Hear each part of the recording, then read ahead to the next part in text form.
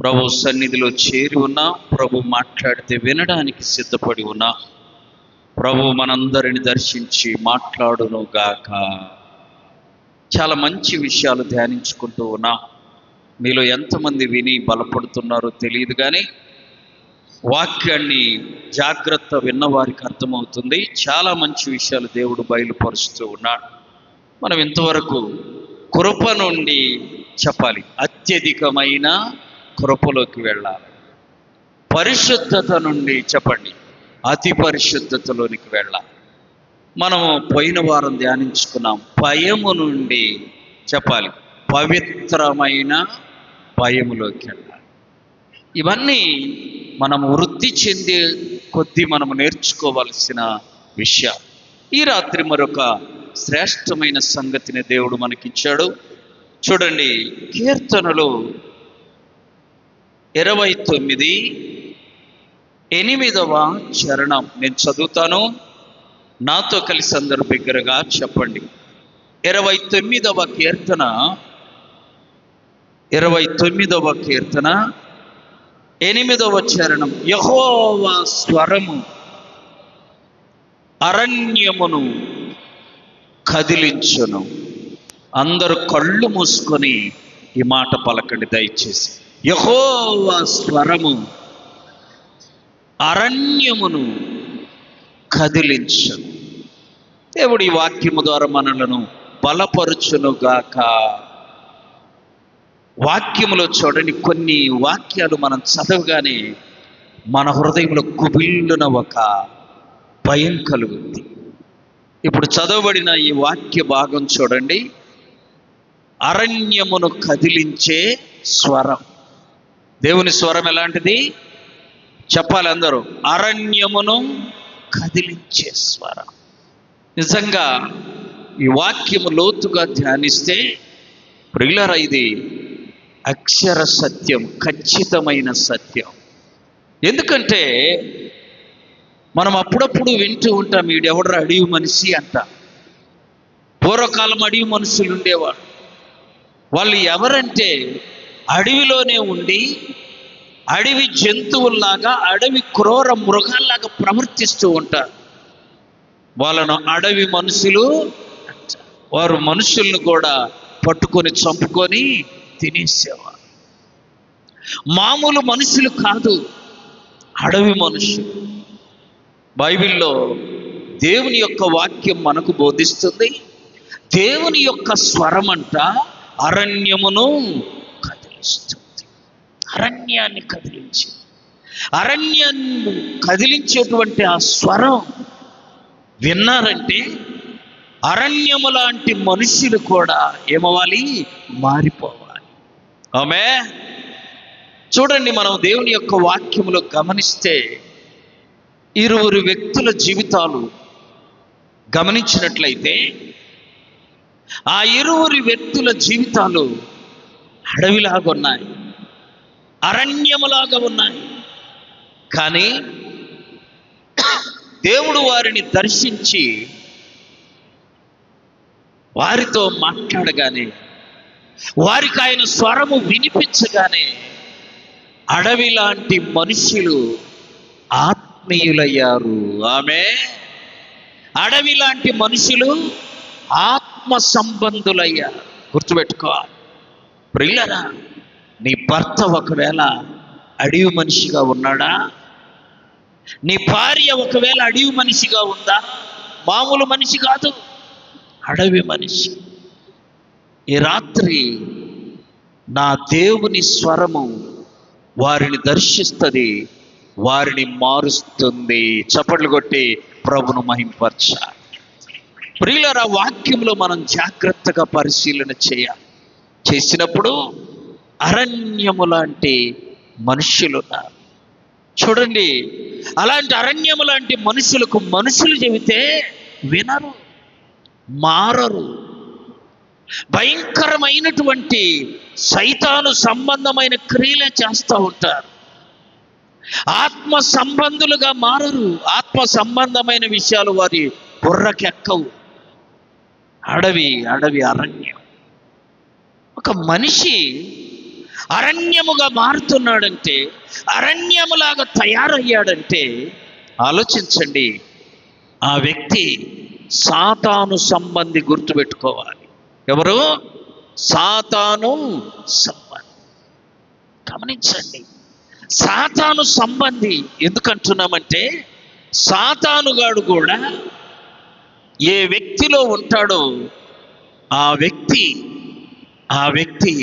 సాతానులాగే ప్రవర్తిస్తాడు, సాతాను సంబంధిగానే ప్రవర్తిస్తాడు, అరణ్యము అడవిలాగానే మారిపోతాడు. ఆమేన్. చూడండి, అందుకనే సాతానుని గురించి బైబిల్లో ఆ మాట వ్రాయబడింది.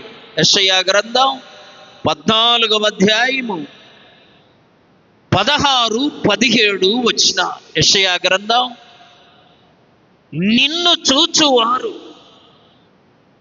ఊరక చూడటం కాదు, నిన్ను నిదానించి చూచుచు ఇట్లు అనుకుంటారు, భూమిని కంపింపచేసి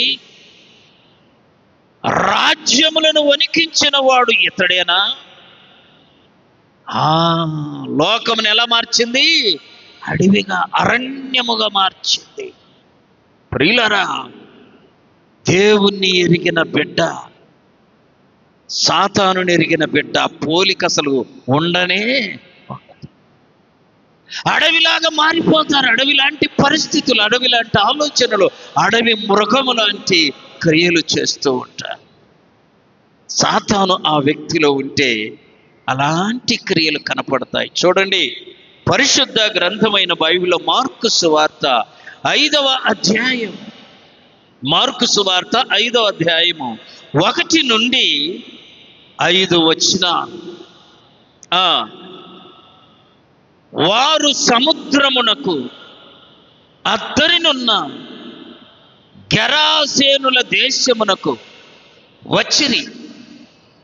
ఆయన దోణి దిగగానే అపవిత్రాత్మ పట్టిన వాడొకడు సమాధుల్లో నుండి వచ్చాడు. ఆయనకు ఎదురుపడ్డాడు. వాడు సమాధులలో నివాసము. ఎక్కడుంటాడంట? సమాధులు ఎవరన్నా నివాసం చేస్తారా? దాదాపుగా మనుషులు ఎవరు చేస్తారమ్మా? అసలు సమాధి అంటేనే ఎక్కడ లేని భయం. ఆమె ఎందుకని? ఎవరున్నారు అందులో? నువ్వెవరిని పాతి పెడితే వాళ్ళు ఉన్నారనేది అనుకోవచ్చు. వాళ్ళు నీ బంధువులైనా, నీ రక్త సంబంధికులైనా ఆ సమాధి మీద వెళ్ళి మనం కూర్చోలేము. సమాధి అంటే భయం. ఒక 20 సంవత్సరాల క్రితం దొనకొండలో సమాధుల దొడ్డుంది. ఆ పక్కకి వెళ్ళాలంటే సమాధుల దొడ్డెమ్మిటే వెళ్ళాలి. అందరికీ తెలుసు కదా. అందుకే రాత్రి 9-10 అయితే కూడా ఆ దారిన ఎందుకు పోవడం? సమాధులు ఉన్నాయ్యా, చెప్పండి, దయ్యాలు ఉంటాయ్యా, పట్టుకుంటాయి. ఇది భయం. ఒకరోజు ఒక ఆయన పగలే గడ్డి కోసుకుంటూ ఉన్నాడు ఆ సమాధుల దొడ్డిలో.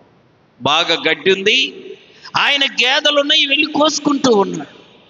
ఆ పక్క గవర్నమెంట్ హాస్పిటల్ ఉంది కదా, ఒకళ్ళు ఎవరు హాస్పిటల్ నుండి వస్తూ మూఢనమ్మకం ఒకటి ఉంది కదా, టెంకాయ కొట్టి విసిరేయడము, ఒక కోడిని కోసి.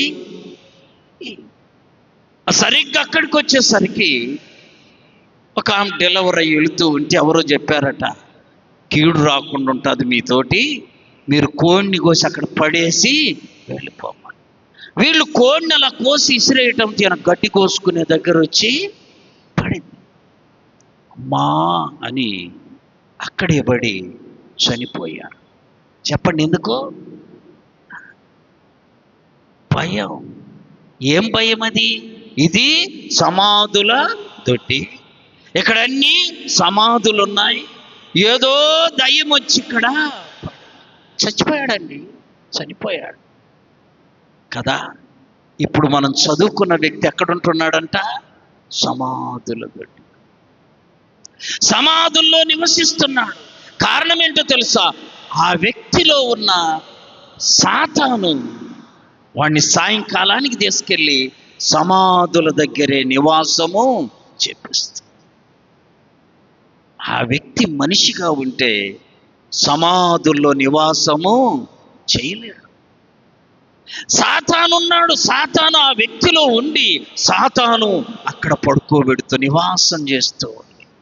చూడండి ప్రియులరా, మనిషిలో సాతాను ప్రవేశిస్తే వాని నివాసము మారిపోద్ది. నివాసము చెప్పాలి మారి, వేషము అక్కడుంది. మీరు ఇంటికి వెళ్ళినాక చదవండి.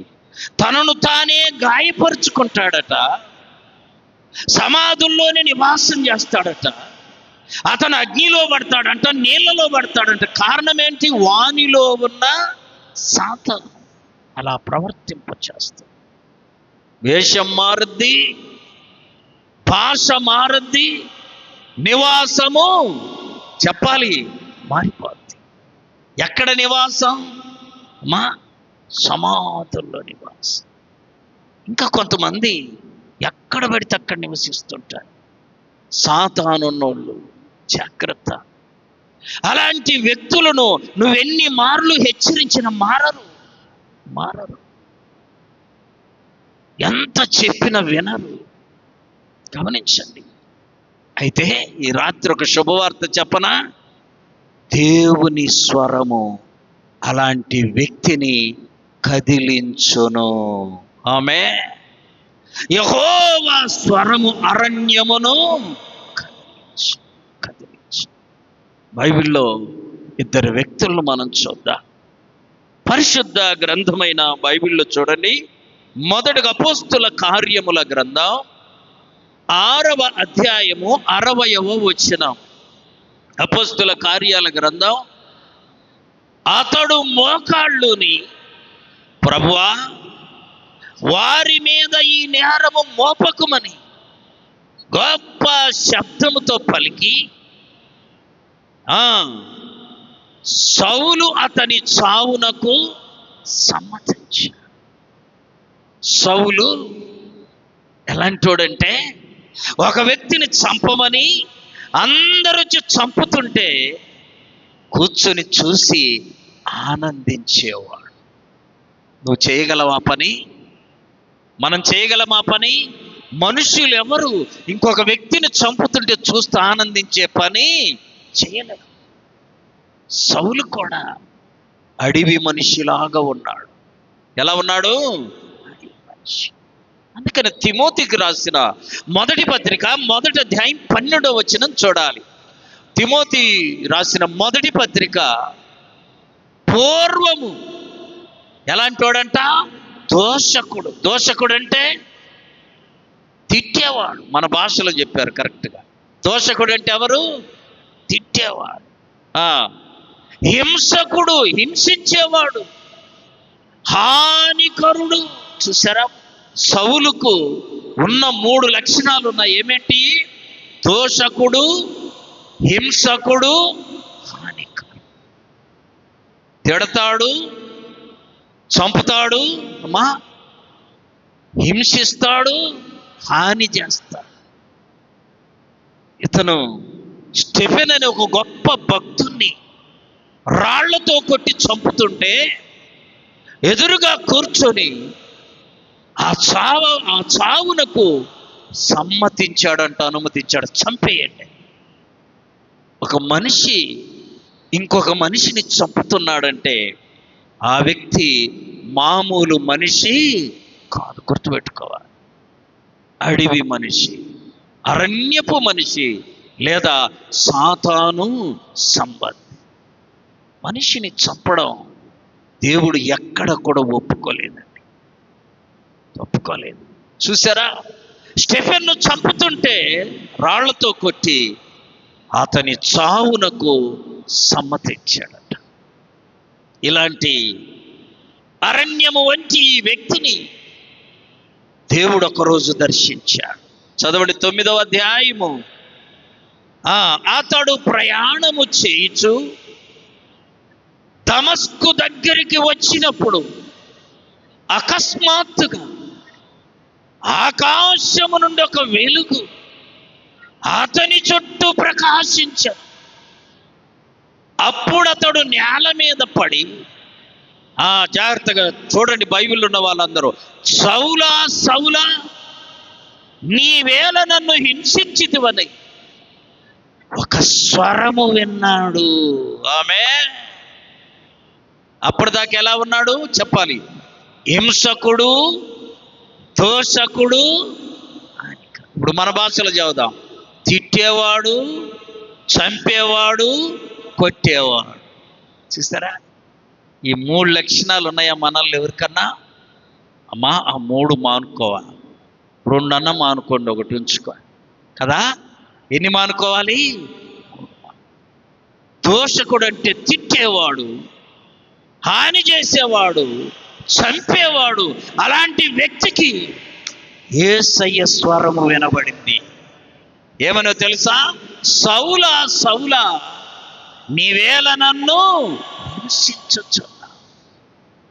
ఇది మానవుని స్వరము. చాలా మంది చెప్పుంటారు సౌలుకు కూడా, ఎందుకు చంపుతావురా. మనకెవరన్నా తప్పు చేస్తుంటే పెద్దోళ్ళు ఏం చేస్తారు?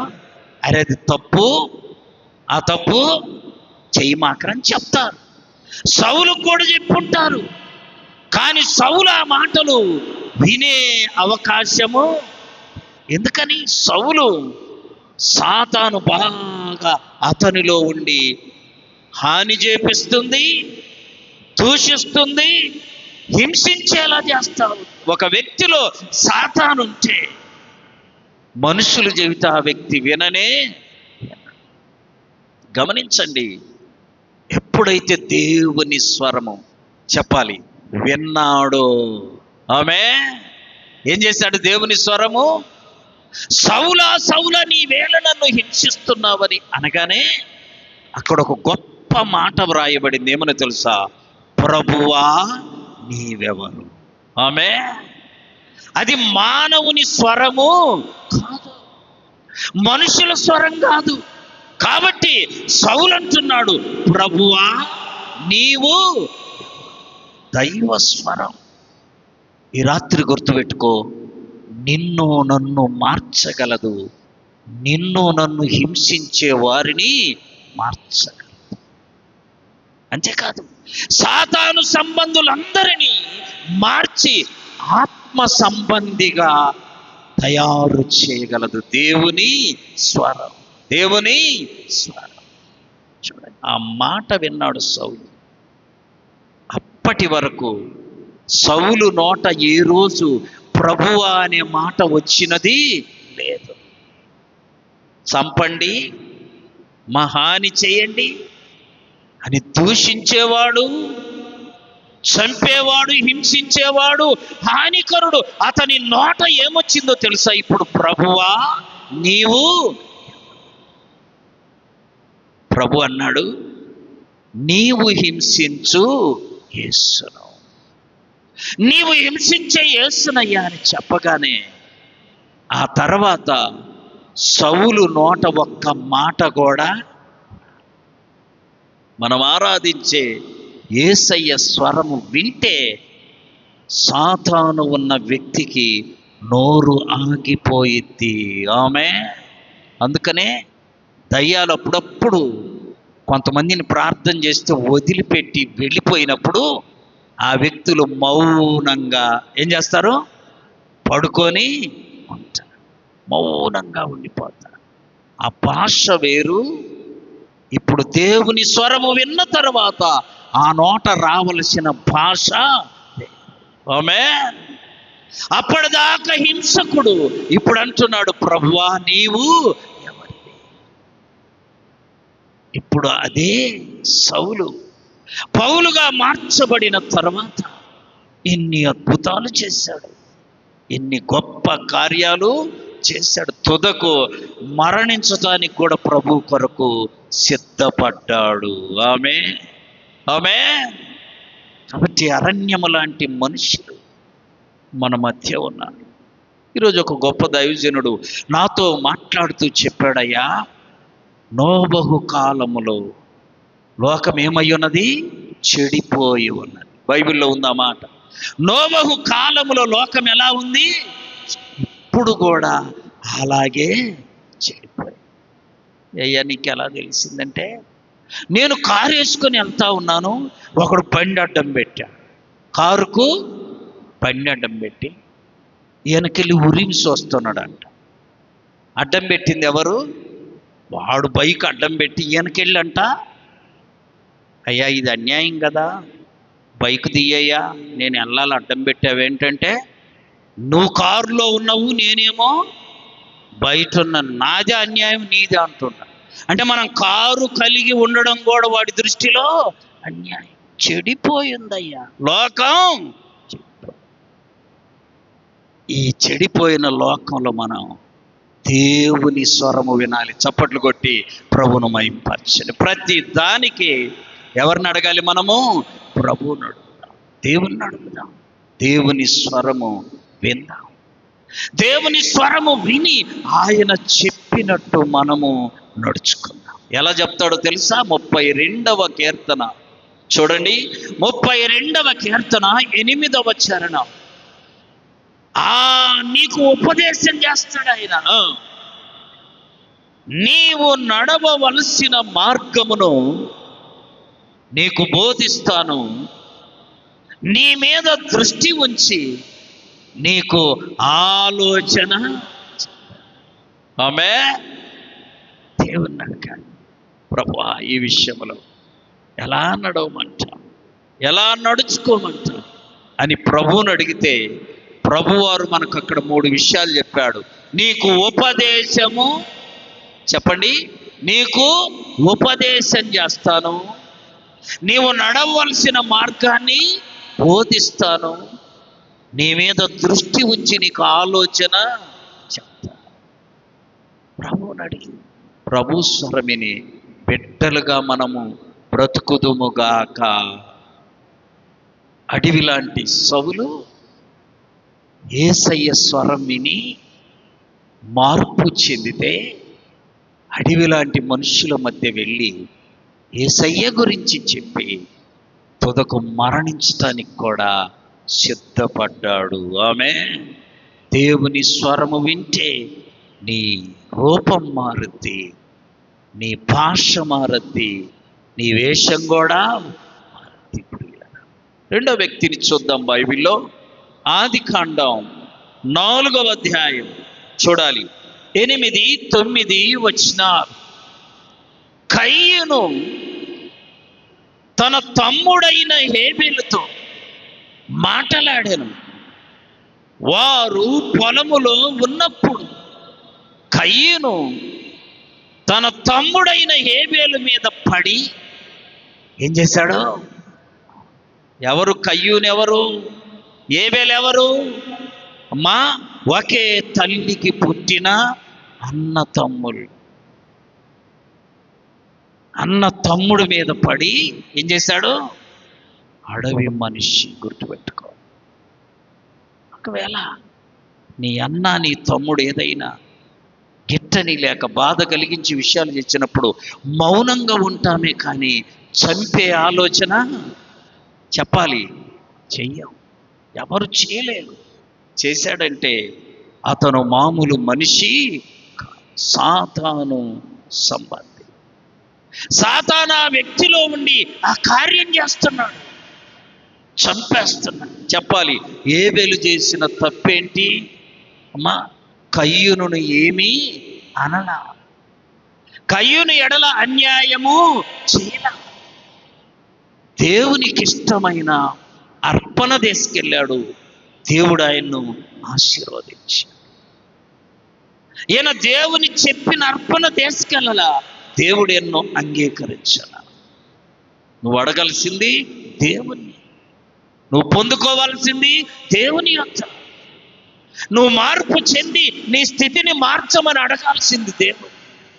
చాలా మందికి మనుషులను చూసి వాళ్ళు బాగున్నారు, వీళ్ళు బాగున్నారు, నువ్వు కూడా బాగుంటావు. ఆమె మనం ఆరాధించే దేవుడు అన్యాయస్తుడు, ఆయన అందరికీ దేవుడు, అందరికీ.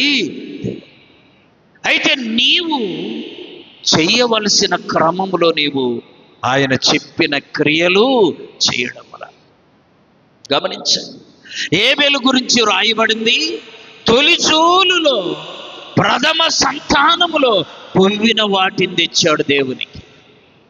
కయ్యూని ఏం తెచ్చాడని ఉంది బైబిల్లో? పండిన పంటలో చెప్పాలి ఎంత? కొంత. కొంత అనేదానికి లెక్క ఉందా? లేదండి. కొంత అనేదానికి లెక్క లేదు. ఎంత ఇచ్చావయ్యా అంటాం కానీ కొంత ఇచ్చావని అంటే అది దానికి అర్థము కయ్యూను సత్క్రియ చేయనా. నువ్వు సత్క్రియ చేయకపోతే సాతాను వచ్చి నిన్ను పట్టుకుంటుంది. గుర్తుపెట్టుకో. సత్క్రియ ఏబేలు చేశాడు. ఏబేలును కయ్యూను బైబిల్ ఏమి రాయబడింది? చంపేశాడంట. ఎంత భయంకరమో! దేవుడు నేరుగా వచ్చి కయ్యూనుతో మాట్లాడుతున్నాడు. కయ్యూను, నీ తమ్ముడైన ఏబేలు ఎక్కడ అని అడిగితే దేవుని స్వరమిన్న కయ్యూనులో పశ్చాత్తాపము రాలా, మారు మనసు స్థితిలోనికి రాలా. అక్కడ కూడా సాతాను జవాబు చెప్పినట్టుగానే చెప్తున్నాడు. ఏమని తెలుసా? నా తమ్మునికి నేను కావలివాడనా. ఆ మాట సృష్టికర్త దగ్గర చెప్పమాక. సృష్టికర్త యొద్ద మనము ఏమి మాట్లాడినా ఆ మాటకు రికార్డు ఉంటుంది. బైబిల్లో మనం ధ్యానం చేశాం. మనము మాట్లాడే ప్రతి మాట చెప్పాలి, లెక్కించబడుతుంది. ఆమేన్. కాబట్టి కయ్యూను ఏబేలును చంపి రాయబడిన మాట ఏంటో చూడండి. ఆదికాండం 4వ అధ్యాయం 13, 14 వచ్చిన. అందుకు కయ్యూను, నా దోష శిక్ష నేను భరింపలేనంత గొప్పది. నేను ఈ ప్రదేశము నుండి, చూసారా ప్రియులారా, భరించలేనంత దోషాలు చేస్తున్నారు. భరించలేనంత దోష. ఉదయాన్నే 6 గంటలకు నాకు వాక్యం చెప్పడం అయిపోద్ది. అలా వాక్యం అయిపోయిందో లేదో ఒక ఆయన వచ్చి తలుపు కొట్టాడు. చర్చి తలుపు తీయాలా వద్దా? అప్పుడు దాకా వాక్యం చెప్పాలి కదా, తీయాలి. తీయగానే గప్పుమని వచ్చింది తాగుడు వాసన. అంటున్నాడయ్యా, రాత్రి భోజనం లేదు, నాకు కాదు, నా భార్యకు పిల్లలకి. ఇప్పుడన్నా నువ్వు కొంచెం డబ్బులు ఇస్తే తీసుకెళ్ళి వాళ్ళకి పెట్టుకున్నా, నాకెట్లా ఇయ్యవు, నేను తాగుతా కాబట్టి వాళ్ళకన్నా. ఒక్క క్షణం ఆలోచించకుండా వెళ్ళి నేను డబ్బు తీసుకొచ్చిస్తే, నేను అదే రూట్కి వెళ్ళకుండా ఇటు వెళ్ళి ఆ కొట్లో తీసుకోమని చెప్తే, కొట్లో తీసుకుంటాడో లేదని చూడండి నా బాధ. నేను షర్ట్ వేసుకుని మళ్ళీ వెనకాల పోయి కొట్లో బియ్యము కావలసిన ఇప్పిస్తే ఏం చేశాడో తెలుసా? ఈ మొత్తం ఎత్తుకొని ఆ బ్రాంచ్ షాప్ గడిపి ఎవడికో అమ్మి, ఏంటి వాడి కాదు, వాడియా, మనం ఇచ్చిన అమ్మి తాగాడు పడుకున్నాడు.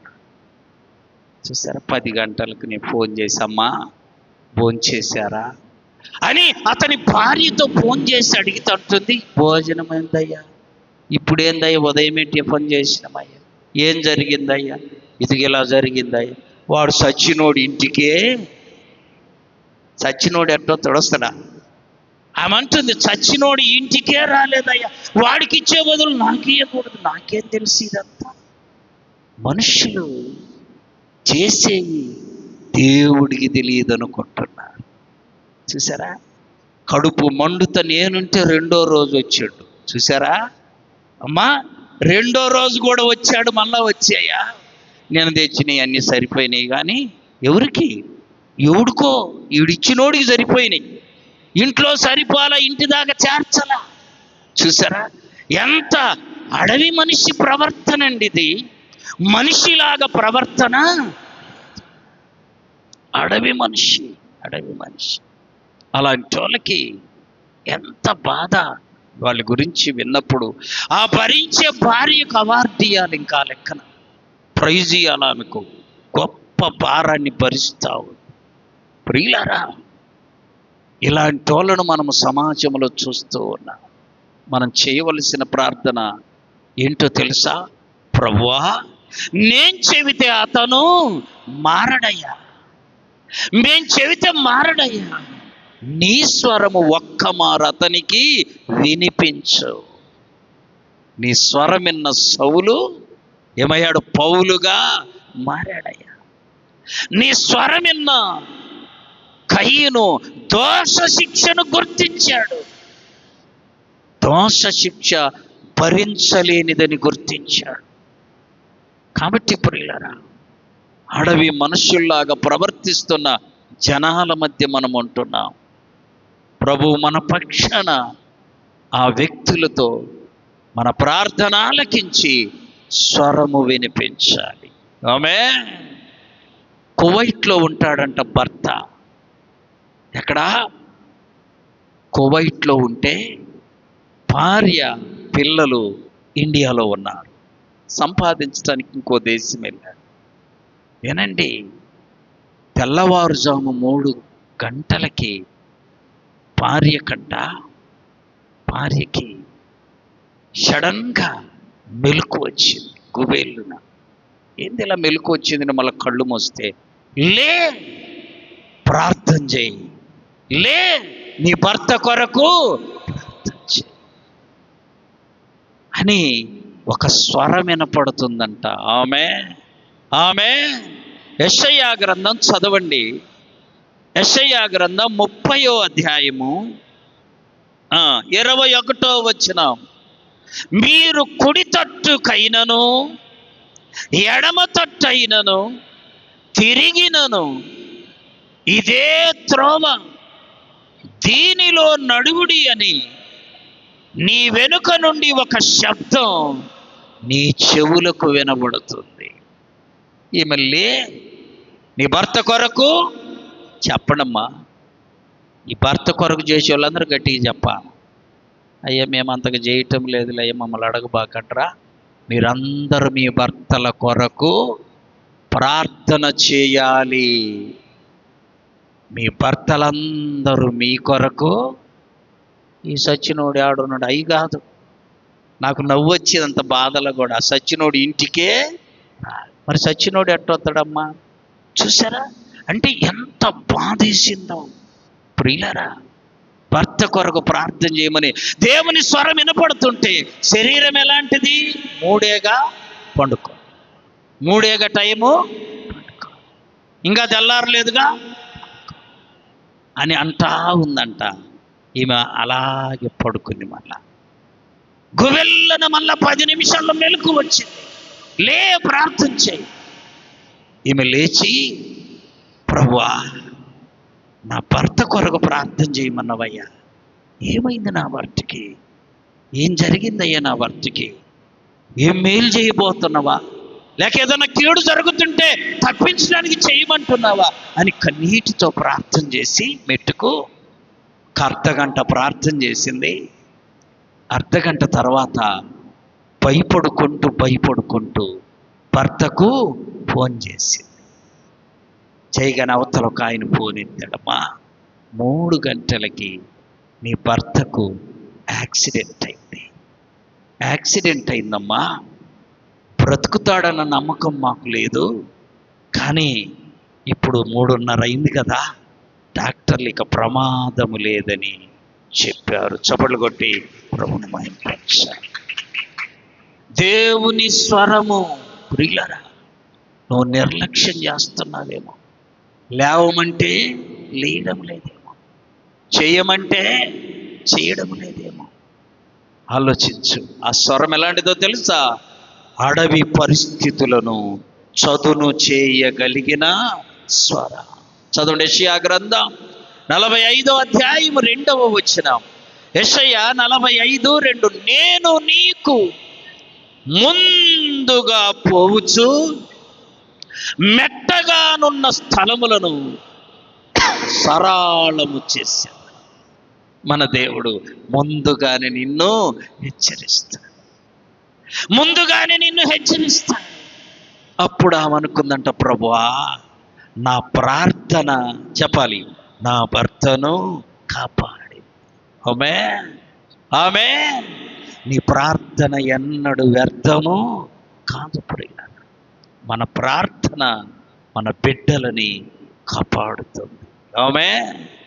కాబట్టి దేవుడు ఎప్పుడన్నా నిన్ను లేపి మెలకువిచ్చి ప్రార్థన చేయమంటే 2 చెప్పాలి, పడుకున్నా. 3 పడుకున్నా. తెల్లారలేదుగా, పడుకున్నా.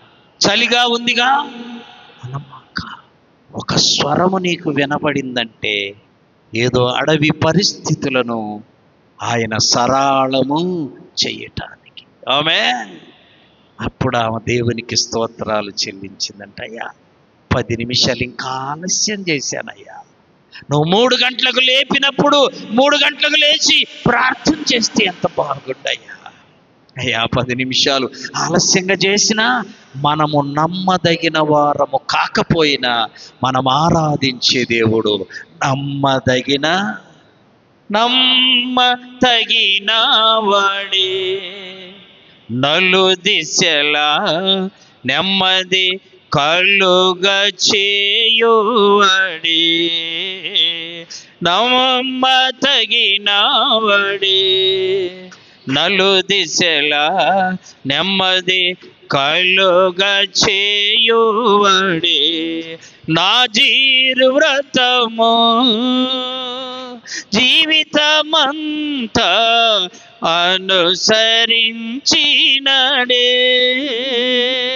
నాకై నిలువెల్ల సిలువలో నలిగి కరిగినడే, నా వ్రతము జీవితమంతా అనుసరించినడే, నాకై నిలువెల్ల సిలువలో నలిగి కరిగినడే, సరిరారెవ్వరో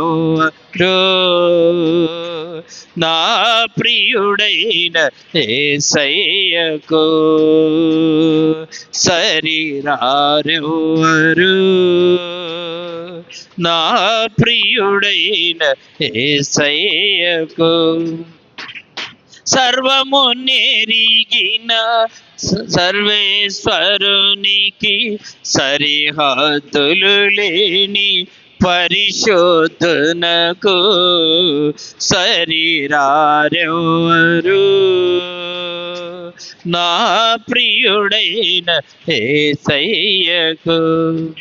మనం కొన్నిసార్లు నమ్మదగిన వారము కాము, కానీ మనం ఆరాధించే యేసుక్రీస్తు ప్రభువారు నమ్మదగిన దేవుడు. ఆమేన్. ప్రార్థనలు ఆలస్యమైంది, కనికరిస్తాడు, కాపాడుతాడు. సరిగ్గా అక్కడ యాక్సిడెంట్ అయ్యే సమయానికి ఈమెనేం చేశాడు, దేవుడు లేపాడు. ఆమేన్. మీలో ఎవరికైనా నిద్ర రాకపోతే ఏం చేయాలా?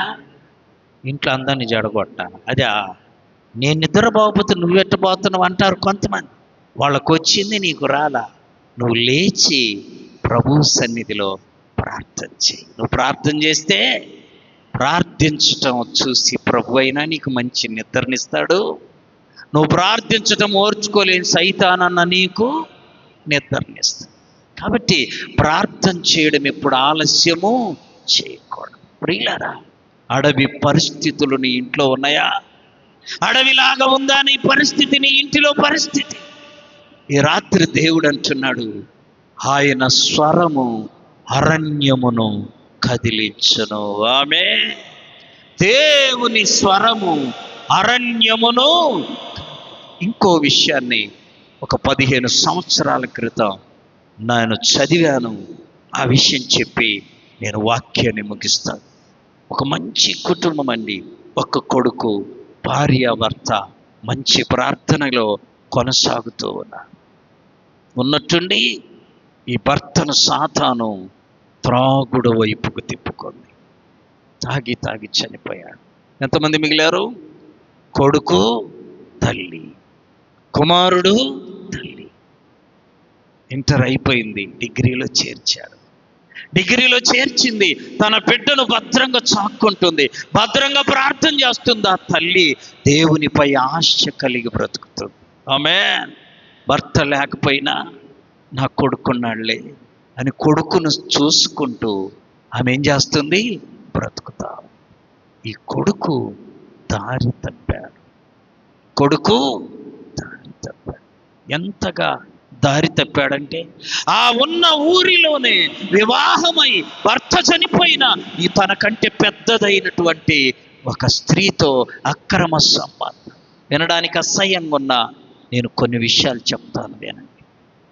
అదే ఊరిలో తల్లి తను నివసిస్తున్న ఊరిలోనే సాతానీ పని చేపిస్తా ఉంది. వినండి.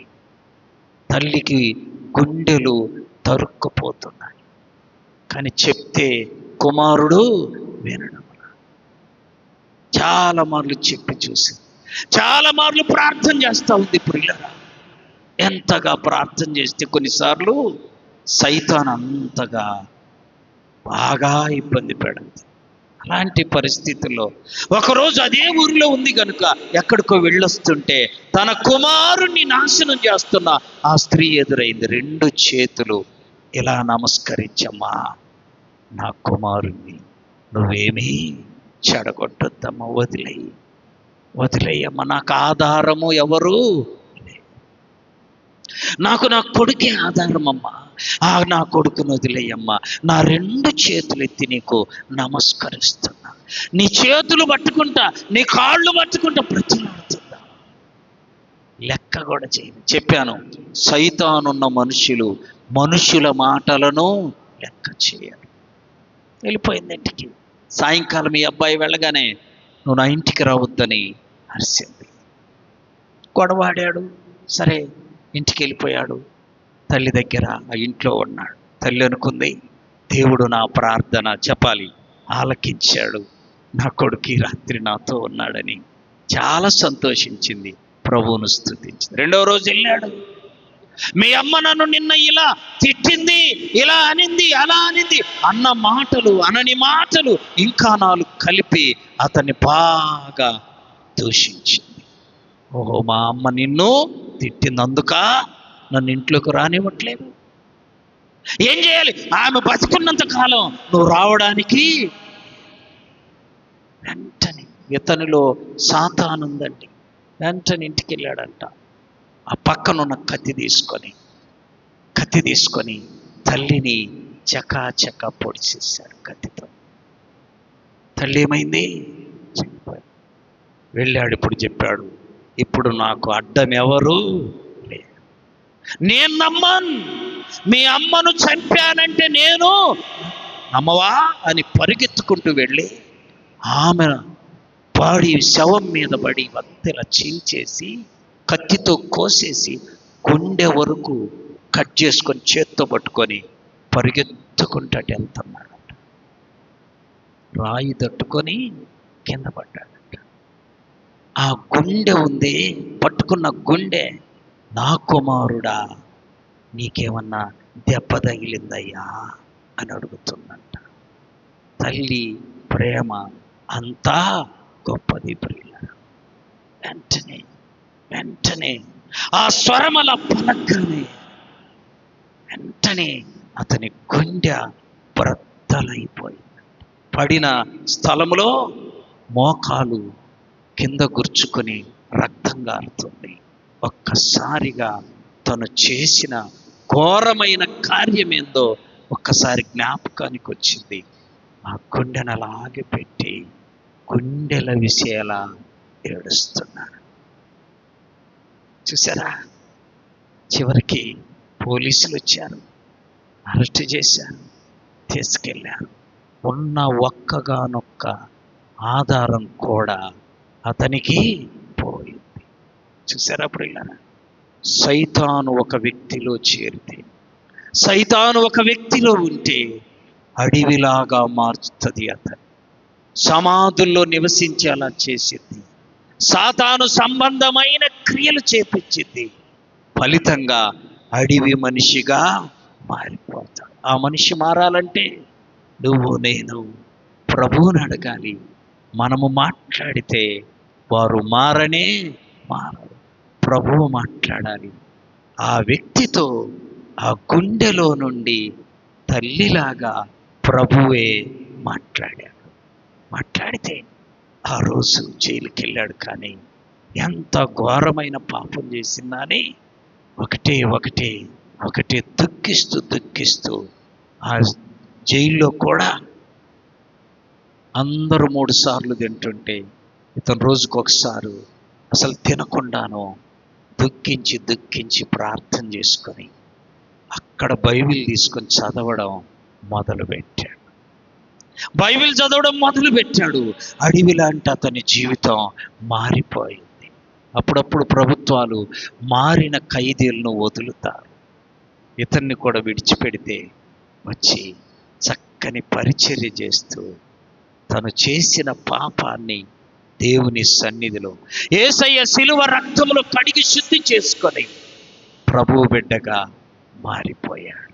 ప్రియులారా, మన ఇళ్లలో కొన్ని పరిస్థితులు అడవిని తలపిస్తూ ఉంటాయి. అడవి లాంటి మనుషులు, అడవి లాంటి పరిస్థితులు. ఇది ఇల్లు కాదయ్యా, అడవి అన్నట్లుగా నీ ఇంటిలో ఒకవేళ ఉంటే ఈ రాత్రి నీకు శుభవార్త ఏంటో తెలుసా? అడవిని కదిలించే స్వరము, మనం ఆరాధించి యేసయ్యా స్వరం. ఆ స్వరం ప్రభు వినిపించి నీ భర్తను లేక నీ భార్యను లేక నీ బిడ్డలను లేక నీ పరిస్థితులను మార్చి నిన్ను సరిచేయగలదని విశ్వసించి ఆ ప్రభువును వేడుకుందాము. అట్టి కృప పరిశుద్ధాత్మ దేవుడు వాక్యం విన్న మనందరికీ దయచేయునుగాక. మోకరించండి, ప్రార్థన